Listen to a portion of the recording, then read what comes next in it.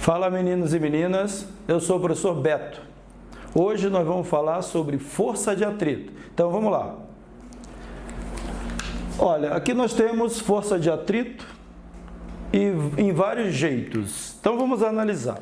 Imagina que você está na sala da sua casa e vai tentar empurrar um móvel. Você aplica uma força sobre este móvel e você não consegue empurrá-lo. Aí você imagina, por que eu não estou conseguindo? Significa que tem uma força em sentido contrário. Esta força em sentido contrário, impedindo que este corpo entre em movimento, que esse móvel entre em movimento, você chama de força de atrito. Então, a força de atrito é uma força de contato entre as superfícies. Esta força vai agir sempre em sentido contrário a um possível movimento ou ao movimento propriamente dito. Então, vamos aqui, ó. Aqui eu tenho três situações, ó. Uma superfície plana, uma superfície inclinada e uma superfície vertical. E três corpos apoiados nessa superfície.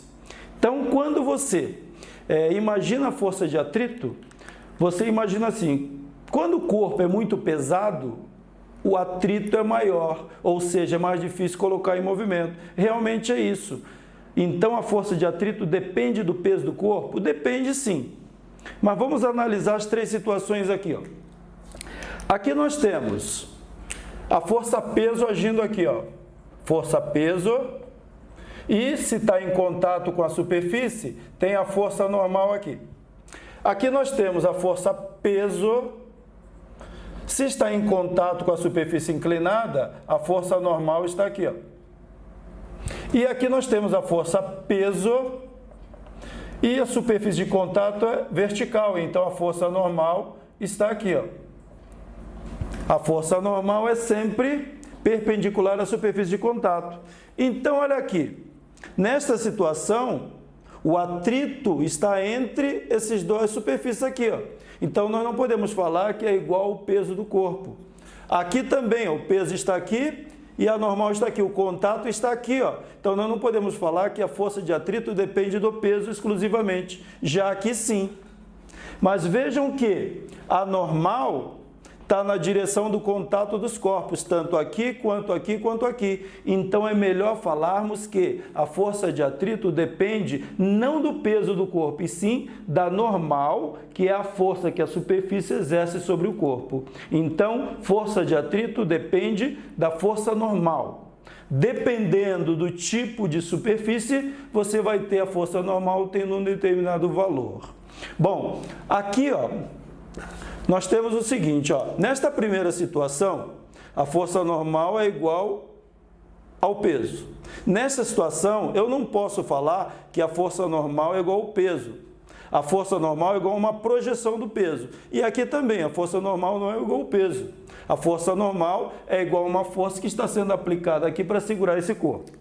Generalizando aqui, nós falaremos assim, ó, que a força de atrito é diretamente proporcional à força normal. Vejam que, para tirar esse símbolo de proporcionalidade, você acrescenta uma igualdade e uma constante. Esta constante nós representamos pela letra grega mi e é chamada de coeficiente de atrito. Esse coeficiente de atrito depende da natureza das superfícies em contato. Toda superfície tem irregularidades, ela tem rugosidades. Então, quando um corpo está apoiado sobre essa superfície, a tendência do corpo é penetrar nessas irregularidades e dificultar o movimento. Então, essa irregularidade, essa rugosidade da superfície está relacionada com o coeficiente de atrito, que depende dessa superfície de contato. Mas nós sabemos que, quando você tenta colocar um corpo em movimento, você vai aplicando uma força e mesmo assim o corpo permanece em repouso. Se você aumenta muito a força, esse corpo entra em movimento. Então nós temos duas situações de força de atrito. Quando o corpo está parado e quando o corpo entra em movimento. Então a primeira situação é força de atrito estática. É a força de atrito que age sobre o corpo, mas o corpo continua paradinho aí. Então vamos aqui, ó. Aqui eu tenho peso, força normal, peso, força normal, peso e força normal. É uma superfície onde o corpo está apoiado nessa superfície em 3 situações. Eu estou tentando colocar o movimento para lá. Então, a primeira situação é o seguinte, ó. Aqui não tem força nenhuma aplicada sobre o corpo, então eu falo que F é 0, força de atrito também é 0. Agora, eu vou aplicar sobre esse corpo uma força, aqui, ó, esta força aqui, para tentar colocá-lo em movimento. Mas esse corpo não se move, porque existe uma força que a superfície exerce sobre o corpo, conhecido como força de atrito, impedindo este movimento. Então, nesta situação, o valor da força que eu estou aplicando é igual à força de atrito. Por quê? Porque esse corpo continua parado. A força resultante sobre ele é 0. Aí, o que eu vou fazer? Vou aumentar o valor da força aqui, ó.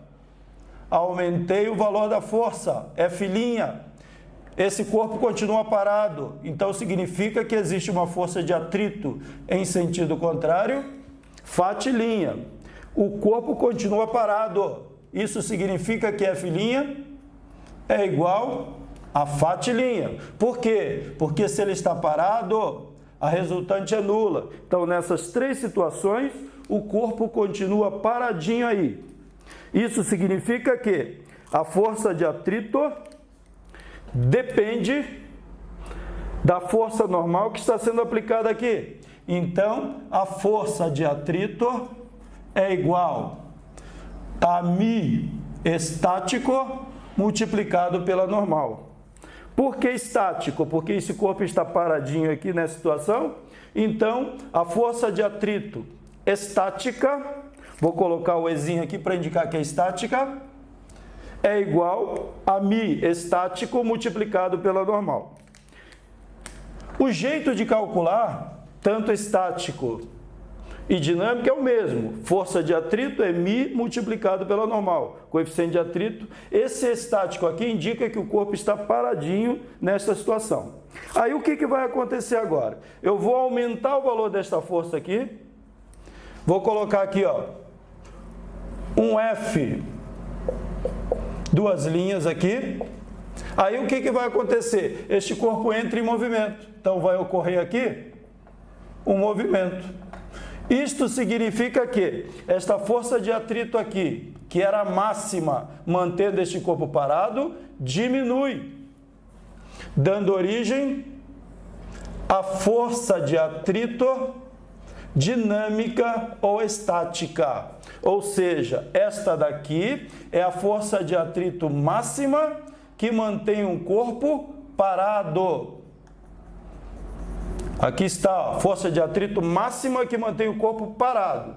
Quando eu aumento o valor da força F, a força de atrito que era máxima cai e o corpo entra em movimento. Aí, para calcular a força de atrito dinâmica, é μ dinâmico multiplicado pela força normal. Vejam que a maneira de calcular é sempre a mesma. Isso é para identificar que essa situação o corpo está parado e essa situação o corpo está em movimento. Conclusão: a força de atrito, ela sempre será maior ou igual a 0 e menor ou igual à força de atrito estática máxima.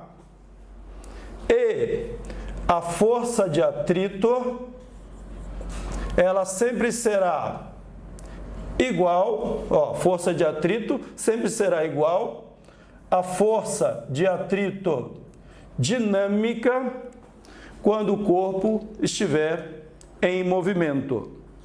Então, o coeficiente de atrito estático é sempre maior que o coeficiente de atrito dinâmico e a força de atrito estática é sempre maior que a força de atrito dinâmica. Isso é importante aqui, ó. Isso daqui é importante. Vamos analisar isso num gráfico. Se nós tivermos aqui A força aplicada sobre o corpo, 0. Aqui, ó, 0, não tem força de atrito. Então, está aqui. À medida que eu aumento o valor de F, a força de atrito vai aumentando também. Então, aqui é uma reta. Quando eu chego aqui, ó, esta força de atrito aqui em cima é a força de atrito estática máxima. Máxima. Nesta situação toda daqui aqui, o corpo está parado. Se você aumenta o valor desta força F, aumentou o valor desta força F, o que que acontece? A força de atrito, que era máxima, cai e dá origem à força de atrito dinâmica ou movimento. Aí caiu a força de atrito, o corpo entra em movimento. Está aqui, ó, movimento. Então, nessa situação aqui, ó, a força de atrito é dinâmica. Nesta situação aqui é estática e nessa é dinâmica. Aqui máxima. Então, até aqui o corpo está parado. Daqui para frente o corpo entra em movimento, porque você aumentou o valor de F, a força de atrito diminui e o corpo entra em movimento. Então, aqui eu vou escrever aqui, ó. Aqui é repouso e aqui movimento. Ó, se o problema não diferenciar força de atrito estática, força de atrito dinâmica, tudo é calculado desta forma aqui, ó. Ele não está diferenciando coeficiente de atrito estático e coeficiente de atrito dinâmico. Então você chama simplesmente de μ, sem falar em estática e dinâmica. Beleza? Agora vamos a um exemplo aí para fixar isso que nós falamos. Um corpo de massa 4 kg encontra-se em repouso sobre uma superfície áspera, cujo coeficiente de atrito vale 0,5. Uma força de intensidade de 40 newtons é aplicada sobre o corpo, de acordo com a figura abaixo. Está aqui a força aplicada a 40 newtons. Não sabemos se esse corpo se move ou continua parado. Considerando G 10 metros por segundo ao quadrado, determine. Item A força de atrito sobre o corpo. Item B, a aceleração adquirida por esse corpo. Vejam que aqui, ó, coeficiente de atrito 0,5 não tem unidade de medida, porque é a razão entre duas forças. Logo, coeficiente de atrito é uma grandeza adimensional, é simplesmente um número. Aqui ele não falou se esse coeficiente de atrito é estático ou dinâmico. Ele não falou nada, então você simplesmente chama de coeficiente de atrito. Bom, se eu estou aplicando uma força para lá, é claro que eu imagino que em sentido contrário tem uma força de atrito aqui, ó. Força de atrito em sentido contrário. Eu não sei se esse corpo continua parado ou se move. Além desta força de atrito e da força de 40 newtons, existe aqui a força que a Terra exerce sobre o corpo, que é o peso, e a força que a superfície exerce sobre o corpo, que é a força normal. Vejam que, nesta situação aqui, ó, o movimento não ocorre na vertical. Eu sei que na vertical não tem. Isso significa que a força normal é igual ao peso. Ou seja, peso é mg, então a força normal vai ser massa 40, G10, então, ou massa 4, desculpem, G10, então a força peso, que é igual à força normal, vai ser de 40 newtons. O coeficiente de atrito entre a superfície de contato é 0,5. O G vale 10 metros por segundo ao quadrado. Então, tiramos todos os dados que o problema nos oferece. Agora, vamos analisar o item A. Ele quer saber quanto vale a força de atrito. Então, vamos calcular. Força de atrito é igual a coeficiente de atrito multiplicado pela força normal. O coeficiente de atrito é 0,5. A força normal é 40. Então, conclusão, a força de atrito sobre este corpo vale 20 newtons. Então, determinamos aqui a força de atrito que a superfície exerce sobre o corpo. Vejam, se eu estou aplicando uma força de 40 newtons e tenho uma força de atrito de 20 newtons, significa que este corpo entra em movimento para cá, ó. Então, aqui vai ter movimento. Então, se vai ter movimento, eu posso falar que esta força de atrito é dinâmica. Força de atrito dinâmica, porque ela entrou em movimento. Vejam que não tem dificuldade nenhuma. Agora o B. Ele quer saber qual é a aceleração adquirida pelo corpo, aceleração escalar. A aceleração escalar é essa daqui, ó. Como a trajetória é reta, esta aceleração escalar nós chamamos de aceleração tangencial, que é o módulo da aceleração vetorial. Então, é isso que ele quer saber. Então, nós sabemos que existem duas forças agindo em sentidos opostos. Como o corpo está se movendo para lá, segundo a lei de Newton, diz que força resultante é igual a massa multiplicado pela aceleração. Força resultante, quando duas forças estão em sentidos opostos, vai ser 40 menos 20, olha, 40 menos a força de atrito, que é 20, igual a massa, que é 4, multiplicado pela aceleração que ele quer saber.